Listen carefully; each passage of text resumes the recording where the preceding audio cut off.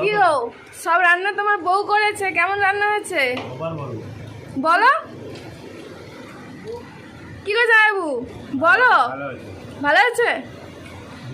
তোমার শালি সব রান্না করেছে, সবসময় খাওয়াতে হবে? ঠিক আছে, তোমরা বাজার করে আনবে, আমরা রান্না করে দেবো। ও ঠাকুমা বলো, ভালো হয়েছে?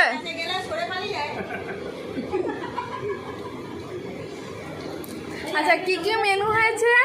এখানে মাটন, চিংড়ি পটল, আর ওখানে চিলি চিকেন, সাদা ভাত, ফ্রাইড রাইস, স্যালাড, এতগুলো লঙ্কা, শাক ভাজা, বেগুন ভাজা, আর আম। দেখি এখানে লাস্টে পাতে হচ্ছে আম আর দই।